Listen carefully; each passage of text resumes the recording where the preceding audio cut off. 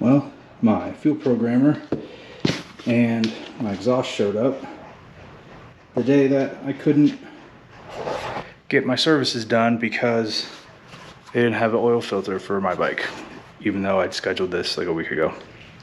So maybe we'll open it and see what it looks like, and then when I get my bike back tomorrow, maybe I'll install it. I don't know. I kind of want to do it all day tomorrow, but maybe on Sunday. We'll see. You good? You good, girl?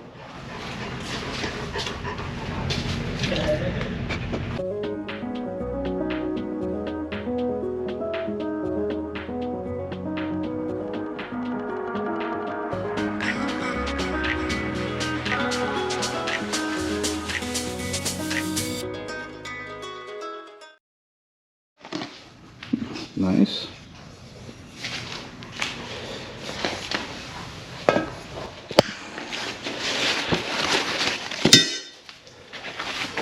These are big things.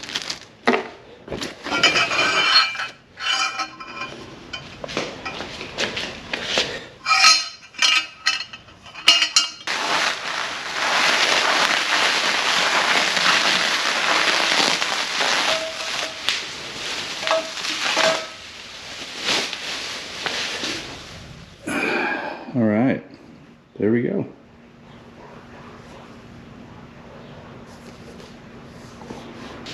All right, I got a decimal reader app. I'm sure it's not going to be the most accurate, but it should give us a baseline for this stock exhaust and then what the new one's going to sound like.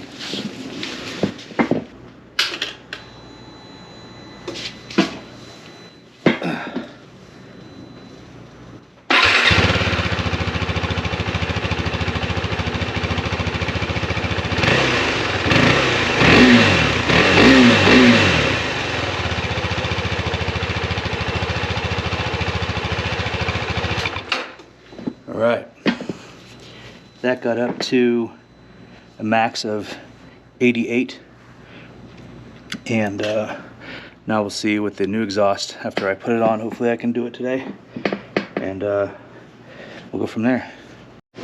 All right, remove the flip-on exhaust. There's the big canister. It goes from here all the way down. That's coming off next. I was going to do more of a step-by-step, but I'll link a good video that I'm going step-by-step on my TV. I'll link it below if anybody wants to go through it in more detail, but I'm just going to go as major pieces come off. So flip on, and I'll take the canister out, and then we'll do the header. All right, I took off the plastic bash plate underneath, so now I can see where the exhaust is. And then this canister, I got the bolts out. I just need to figure out how to get it out of there now. And it looks like I just have to unscrew it right there, and it should drop down. We'll see. Yeah, so getting this off. So I ran into a bit of a problem here. Getting the canister off, there's this long carriage bolt here that hits the back of this. And I'm like, okay, it's just the pedal, but it's also like the brake and everything's all connected. So I'm concerned about messing with it. So I already got the header off. Well, unbolted. The header's just in there. So now I just got to figure out how to get this bolt. I think it's called a carriage bolt. I'm going to try the old wedge it down and pull it off with a screwdriver and a socket wrench. See if it works. This is faster than I thought, 100%. I thought for sure I'd have to take everything off. And I still might have to take a bunch of the plastics off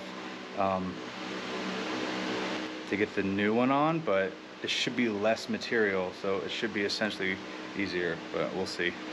And with minimal scratching right there.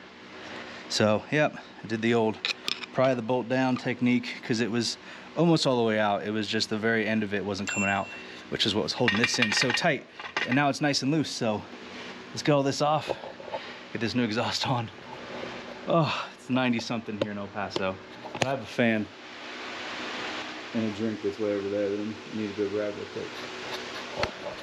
And always do your maintenance in flip-flops. It's only moved like the smallest bit, And then I saw that I still needed to remove the oxygen sensor, so I'm glad I didn't get cranking on this real hard, because I'd be trying to buy parts for the bike that I don't have available. So okay, we're getting close. Stand outside.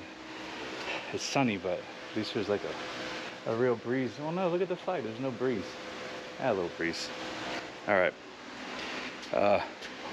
been doing this for maybe 30 minutes. Good progress so far.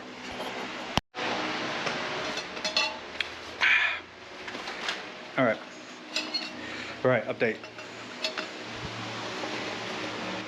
I had to take this off because it was all around here holding the header on. Because in a couple videos I saw they had to manipulate the header to get the tank back there to move. So that's what I'm working with.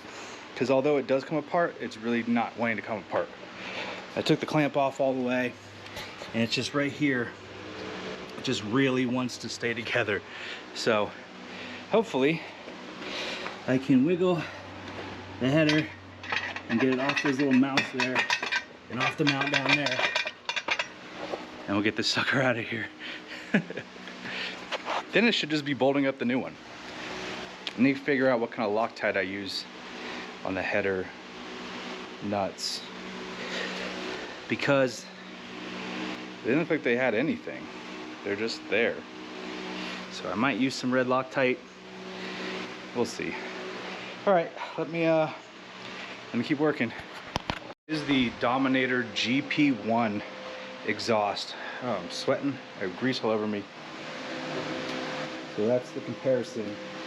The headers, the silencer here, and then the two mufflers. I mean, look at all the silencing that's in there. I don't know if you can see that. Insane amount. But I got the KTM exhaust gasket, which is a copper ring. At first I couldn't see it up on the header, but then I shined a flashlight in there, and yep, there it was. So it's like a crush ring, because it's soft copper. So when you tighten down the exhaust, it puts pressure in there and seals it. So it's time to start putting the exhaust back together, and then I don't know, see what it sounds like. Well, first test of the GoPro falling, I knocked it off my seat here. Looks to be working though. All right, we got the exhaust on. We just need to go through it one more time, make sure it's all tight, and then we'll be ready to start her up and see what she sounds like. I know I've said that like 10 times. We are almost ready. All right.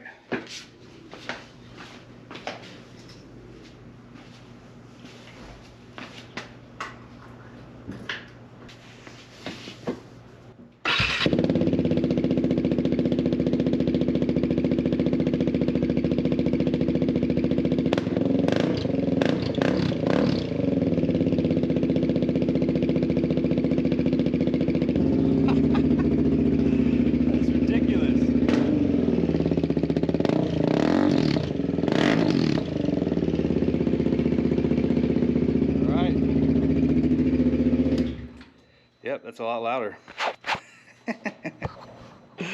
Oh, James is gonna hate that.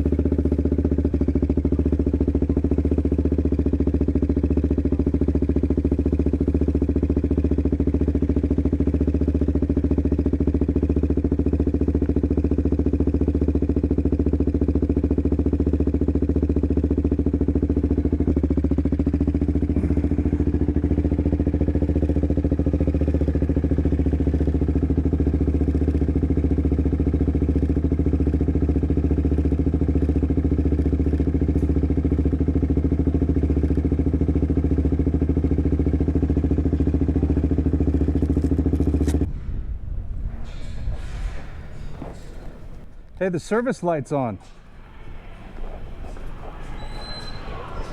Yeah, the service light's still on. That can't be. It's on. I saw them with the computer connected to it.